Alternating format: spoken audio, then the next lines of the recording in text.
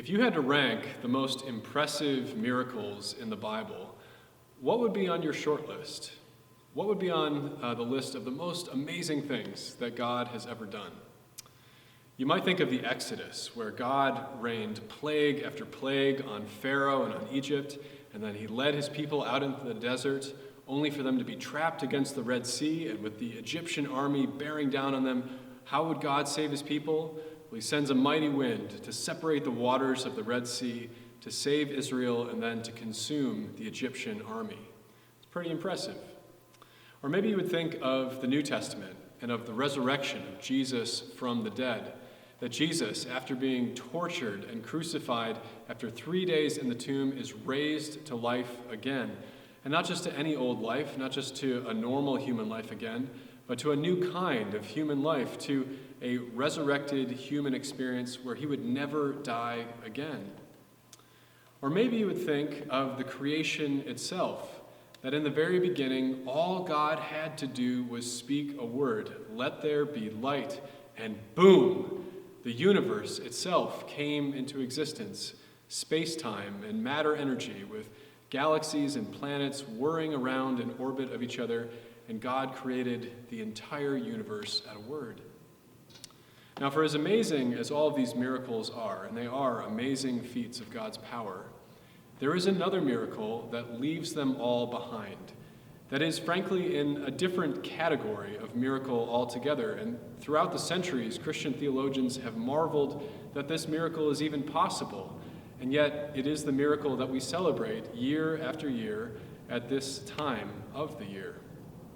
It's the miracle that though God is infinite in his majesty and in his power, that he was somehow able to become one of us. At this time of the year of Advent and into the Christmas season, what we celebrate is that the infinite God managed to combine his infinite life with the life of a little baby boy in the manger in Bethlehem. And as I say, this miracle is not just greater in degree, but this is a qualitatively different kind of thing that God has done. Because this is not just God manipulating the universe around us to do some outstanding display of his power, but this is God himself personally becoming united to the very universe that he made. It's not just something happening within creation, it's the Creator himself binding himself into the creation in a way that's totally unexpected. Let me explain it this way. It's an amazing thing when you read a great play like Romeo and Juliet or like Hamlet, written by William Shakespeare. And it takes a great work of genius for Shakespeare to be able to write a play like that. But it would be an entirely different thing if Shakespeare himself could somehow have become Romeo, the character in his play, Romeo and Juliet.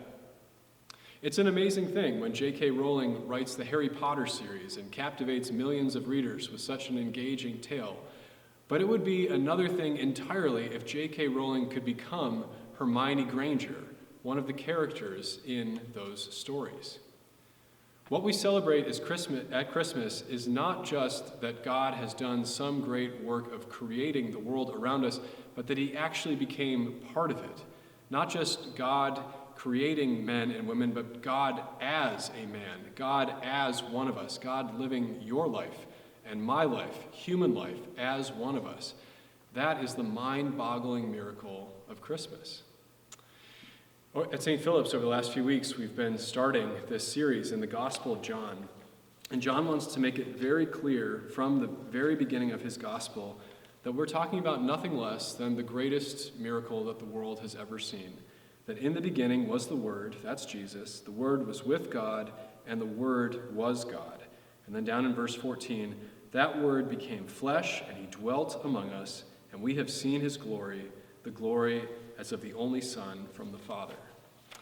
And so as John leads us through this gospel, what he wants us to see is that when we talk about Jesus of Nazareth, we're not talking about another prophet, just another prophet. We're not talking just about another king, just another religious teacher. We're not even talking about the greatest of the prophets or the priests or the kings.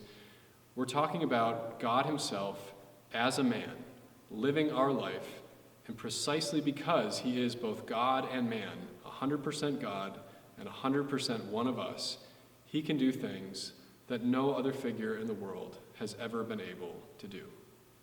So what I want to do today as we look at the scriptures is to offer 3 reasons why it's really important that we affirm the full divinity of Jesus, the full godness of Jesus. And as we'll see, that this central Christian teaching is for your hope and for my hope to give us a future that we can be confident in with the Lord. The first reason that it matters that Jesus is God is because only God can pay an eternal debt. And here's what we read in Hebrews chapter 10. We have been sanctified, that is, saved, through the offering of the body of Jesus Christ, and this is once for all. Now, throughout the Bible, there's a major concern that human beings have incurred a penalty before God, that we are sinners, that we've broken God's commandment, and therefore we need to find atonement. We need to find forgiveness. And throughout the Old Testament, the Jewish people were given all these rites of sacrifices, of various animal or grain sacrifices. They would come forward, they would make these sacrifices repeatedly, but the message of the Old Testament was that at best, those sacrifices were temporary. At best, they would have to come back a month later, a year later, and offer the same sacrifices again, because at the end of the day, offering an animal or some grain in your place doesn't actually solve the problem of human sin. It doesn't actually get you to full forgiveness. And the problem here for human beings is that every one of us is involved in the problem of sin, such that none of us have lived up to God's commands. And even if hypothetically you could yourself or somebody else did, there's no ability for that one person to turn around and save everybody else who is implicated in sin, because you have to live your life of perfect obedience to God, and there would be no way that you could then turn around and pay the debt for somebody else. The only way out of this conundrum, the only way out of this problem of having a moral debt before God is if you have a substitute step forth who has the capacity to bear not only his sin, but the sin of the world. A substitute who stands forth, in other words, who is personally perfect and can also take on the sin of everybody else, who can bear the sin of a multitude. That's the only way you can save a multitude. This is what Jesus came to do. He came to live the one perfect life that none of us could, and he came to bear the penalty that all of us deserve. And so Jesus has to be both fully God and fully man. He's got to be man because he has to live a human life the way that we were supposed to live a human life. And yet he must be fully God because only God can fully pay the terrible cost of sin. There is no human life that alone could pay this penalty. Now, at this point, there are often people who question this and say, well, if God's God, why doesn't he just wave his heavenly hand from his throne and just do away with all sin, just say it's all canceled and we don't have to worry about it anymore? Why all the fuss of the incarnation? Why does he have to become a man? Why does he have to live this life and die on the cross and rise from the dead? Why can't he just sort of preemptively say from heaven, no more penalty, no more sin? And here there's a misunderstanding of the nature of what sin, of what a broken relationship with God means. Let me give you an example. Let's say that I come over to your house and I want to borrow your car. Let's say, just for fun, that you have a brand new Mercedes. Let's say it's a $100,000 Mercedes. You are really pleased with it, and because I seem like such a trusting guy, you put the keys into my hand, and I take it out for a joyride around Moon. I go out, and unfortunately, I crash right into Bruegger's Bagels, and your precious new Mercedes is now totaled. And sheepishly, I return to your house, in the ambulance. I'm okay, your car is not, and I explain the whole story to you. Now, in this situation, your car has been wrecked, and somebody is going to have to bear the cost of this wrecked Mercedes. It might be me, and I might have to pay off this terrible thing that I've done for the rest of my life, making payments. It might be you. You might decide to absorb the cost. Maybe it'll get defrayed onto the insurance company, and they will then spread it out amongst all of their insurers. But no matter which way you slice it, the Mercedes is totaled, and $100,000 of value is going to have to be paid for by somebody. There's no escaping the fact that this broken car, this damage that has been done, entails that somebody's got to pay the cost. Now, the same thing happens in human relationships. If you're a parent and you want to raise your children, you have to invest your life in those kids. You have to sacrifice your time, your wealth, your energy into the life of that child, because if you don't, that child will not grow up into fullness. Now, you can make your child bear the cost. You can withhold your love and your attention and your resources, and your child will suffer the effects of not having their father or their mother pour into them. Or you can make the sacrifice and pour into your child, and you will have a little less money, a little less attention, a little less ability to offer to yourself for your own pleasure. But either way, there is a cost involved in raising a life.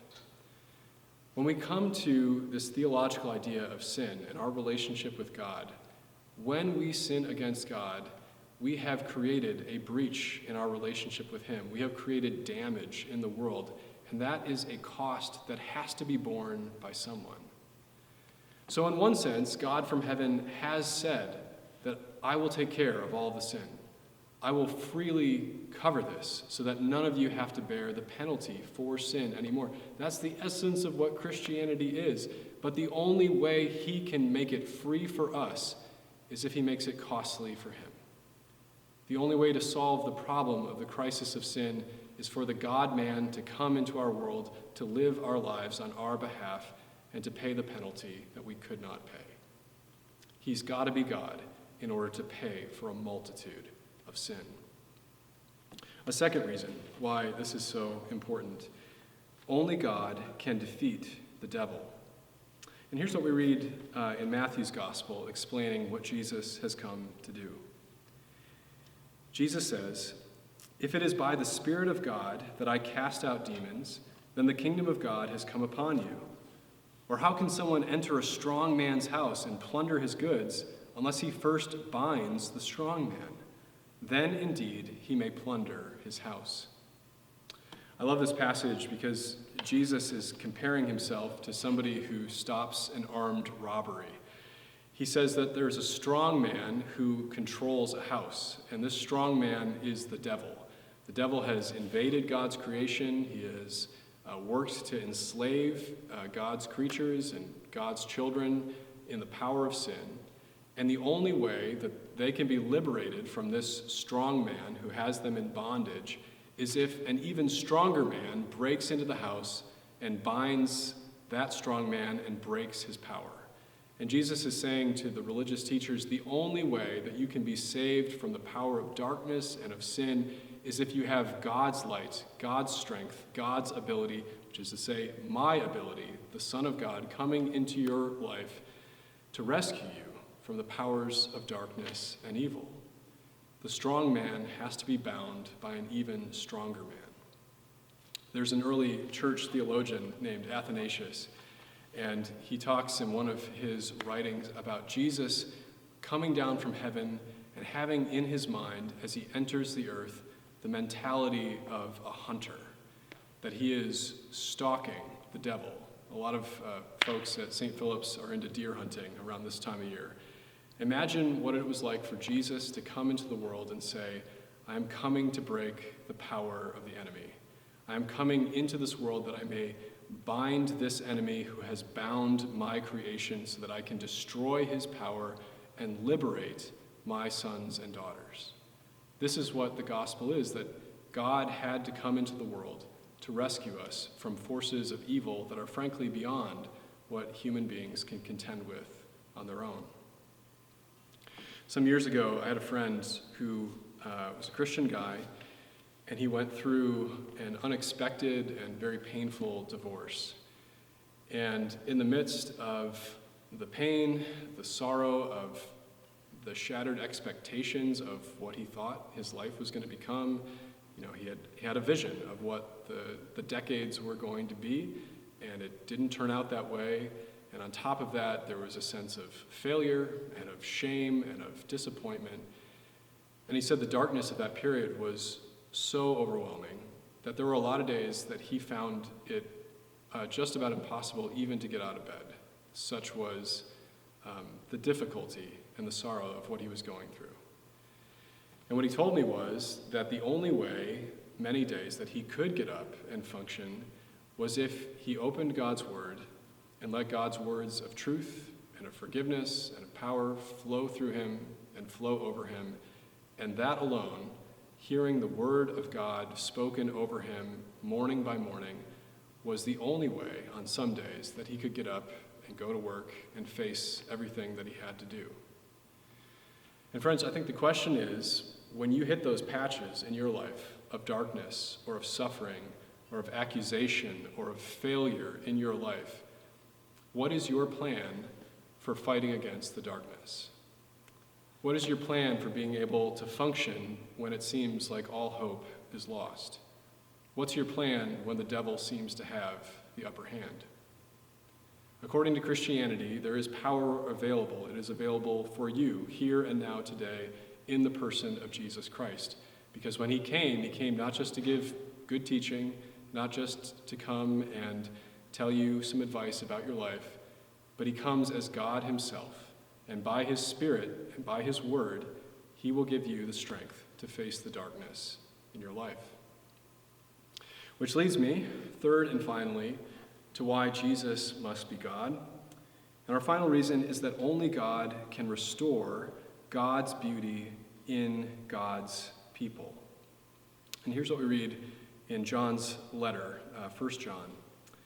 He says to the church, "Beloved, we are God's children now, and what we will be has not yet appeared.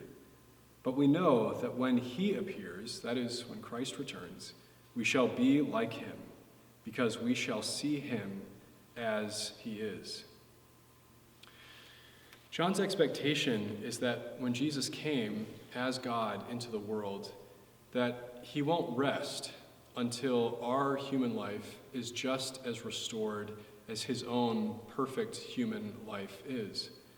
When God himself took up a human life as a man, God and man together, he was able to live the one perfect, virtuous, joy-filled, glorious human life. And that's the life that he created me and you and all of us for in the beginning. In other words, God has cleansed and purified humanity itself. He's already lived humanity 2.0 in the person of Jesus Christ, and he wants you to have this new existence as well. The only way to get this new humanity is if you're connected to him, if you have God's own gift of giving you this new humanity. There's a lot of people in our world today that have some pretty ambitious plans for the human race. And a lot of these plans are good things in and of themselves. There are all sorts of medical researchers who are working hard to cure cancer, or more lately, to cure the coronavirus or to provide a vaccine. There are others who are working on solutions for global warming.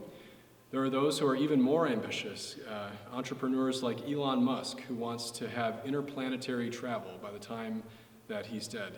He wants to have a human colony on Mars. As he's humorously said, he himself wants to die on Mars, preferably not on impact. It's a very ambitious scientific goal. And it may be that someday, eventually, the human race travels to other planets and extends in all these ways and cures cancer and all of these amazing things throughout scientific progress in various ways. But here's the question.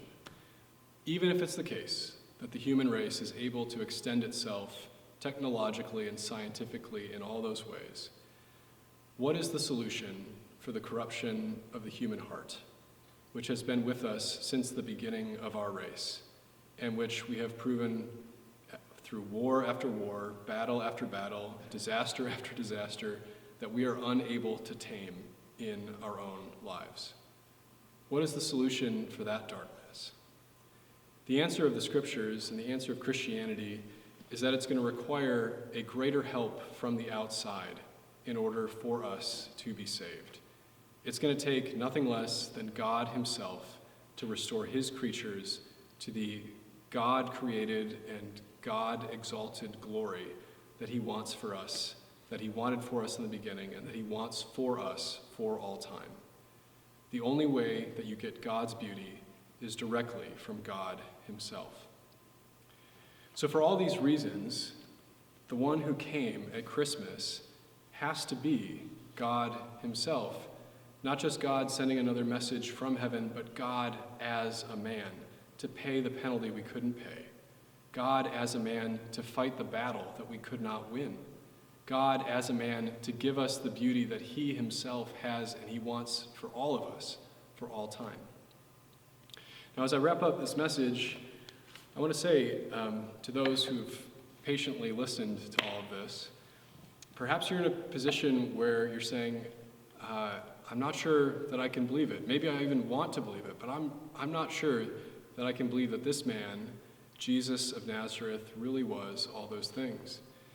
And frankly, if that's the position where you are, I'm sympathetic as you consider all of these religious questions, what the meaning of Christmas is really all about. But the way forward here is not to just sort of contemplate this for a few moments and then move along and brush the claims of Christianity aside. The way forward is to dive deeper into it and see if this man, Jesus of Nazareth, is who he claimed to be. Because if he is, then he is the centerpiece of all of human history. And he is the centerpiece of your life. And as you consider these questions of where will I find forgiveness? And how can I win my battles?